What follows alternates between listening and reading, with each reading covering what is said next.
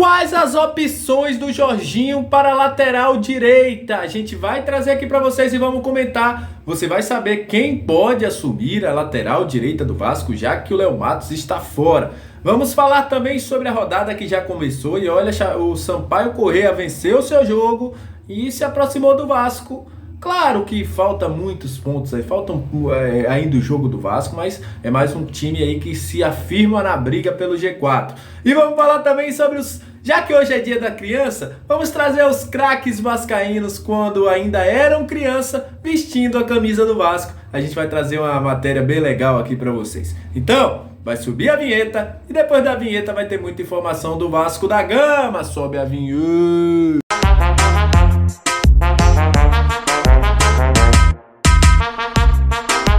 Salve, salve, torcedor vascaíno, salve minha galera do Comenta Léo, aquele abraço pra você que curte, compartilha, que se inscreve no nosso canal, que deixa seu comentário, muito obrigado. Você que tá chegando pela primeira vez, seja muito bem-vindo. Eu sou o Léo, aqui é lugar de informação, opinião, análise, tudo que envolve o Vasco tá aqui e é um prazer enorme ter você junto com a gente, seja muito bem-vindo. Antes de começar o vídeo, vou falar, vocês vão ouvir as zoadas externas aí. Infelizmente a gente não controla os nossos vizinhos, né? Então vai aí sair algum zum, algumas coisas que a galera, hoje é feriado, a galera tá aí em alta ouvindo som e muito mais. Mas enfim, não vai atrapalhar o nosso prosseguimento de vídeo.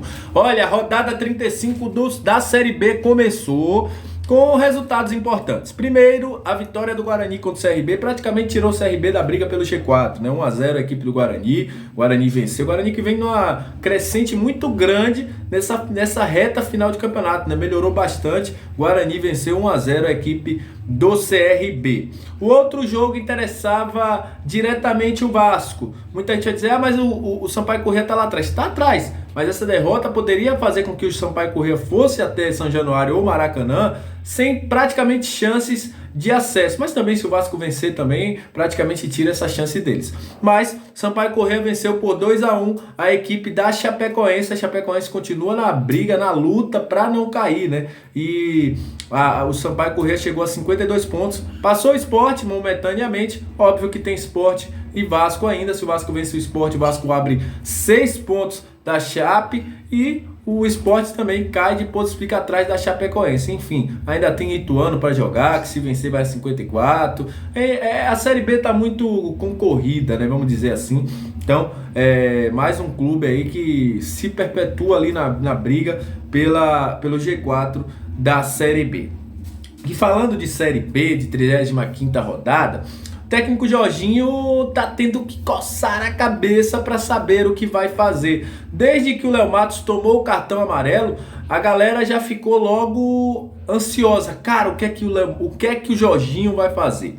Léo Matos tomou seu terceiro cartão amarelo, tá fora da partida, não vai para a Ilha do Retiro em Recife enfrentar a equipe do Sport. E o Jorginho tá escasso de opções. Primeiro porque Matheus Ribeiro, que é um jogador que faz ali aquela posição, é o cara da posição, não tem confiança, parece que a torcida não quer nem ouvir falar, né? Falar em Matheus Ribeiro aqui, a galera não quer nem ouvir falar. O próprio Jorginho não tem levado o Matheus Ribeiro para os relacionados, é um jogador que chegou no Vasco, não atuou bem, não caiu nas graças do torcedor, praticamente está escanteado. É uma das opções, mas eu digo que seria a última opção do Jorginho. A outra opção seria tirar o Danilo Boza da zaga, mas ele vem bem com o Anderson Conceição até o momento, e botar outro jogador na zaga, o Ulisses, o Zé Vitor, o próprio Quinteiro, e ele jogar de lateral direito. A opção que parece mais viável é a do Miranda. Miranda, que até o Jorginho falou na sua entrevista coletiva, que vinha treinando ali pelo lado direito, foi testado, inclusive foi levado para os 2 últimos jogos. Se tivesse algum problema com o Léo Matos, ele entraria ali para o lugar do Léo Matos. Porém, o Miranda tem muito tempo sem jogar bola, né? O Miranda tem mais de um ano que não entra em campo com uma partida oficial. Voltou agora há pouco, né? Estava suspenso por doping. Se o Jorginho quiser alguém na posição, mas aí ele vai ter que ter muita confiança, é o Lucas Eduardo da base. Lateral, volante também, mas tem jogado como lateral. Tem treinado com a equipe do Vasco desde as 2 últimas semanas. Tem sido aí ele, o Julião, alguns jogadores da base, também o Eric Marcos também vem treinando, que estão treinando com a equipe profissional. Mas já é algo bem mais improvável. mas se tratando de Jorginho, que já lançou outros jogadores sem nem sequer jogar no profissional, a gente não pode duvidar. Mas o Lucas Eduardo também vem treinando, é uma opção, mas esse daí tá bem abaixo, eu acho que não vai, provavelmente o Jorginho não vai utilizar. É muito provável que o Jorginho mesmo utilize o Miranda ali pelo lado direito para recompor essa posição, né? Vamos ver como é que o Miranda pode desempenhar o papel para enfrentar a equipe do Sport. Sobre Edmar, parece que Edmar tá de boa.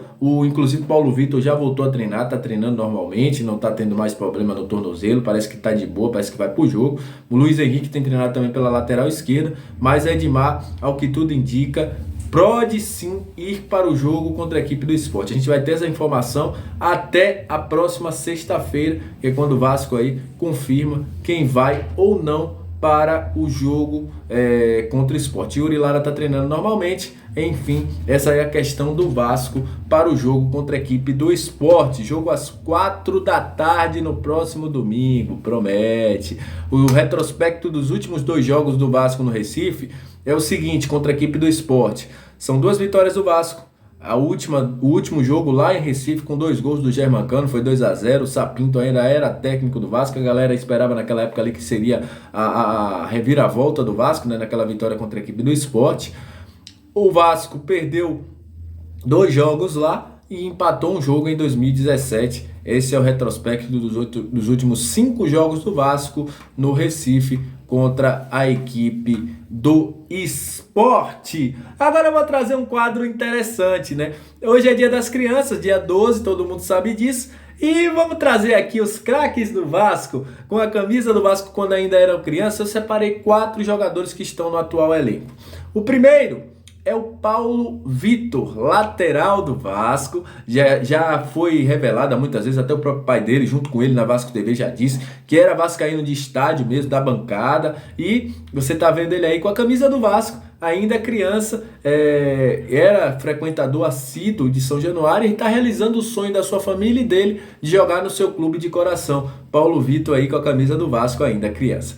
Outro é o Riquelme, infelizmente ele tá com a cirurgia, se recuperando de cirurgia no joelho e não tá jogando. Esse daí é o Riquelme quando ainda lá na base aparecia como um menino muito habilidoso, menino franzino, mas de muita qualidade e que já jogava no Vasco com a camisa do Vasco aí, o nosso amigo Riquelme, que inclusive eu mando um abraço aqui, espero que esteja muito bem na sua recuperação, que volte em breve.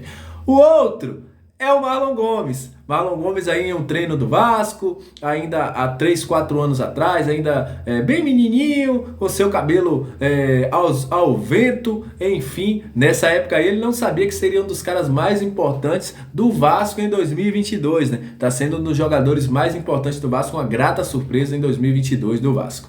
E para encerrar, a nossa grande estrela desse elenco do Vasco, dessa base do Vasco, é o Andrei Santos. Esse menino que tem tudo para ser a maior transferência da história do Vasco da Gama. Com essa cara aí dele, meio tímido, sorridente, que hoje joga muita bola e tem uma maturidade que nem todos os grandes jogadores têm.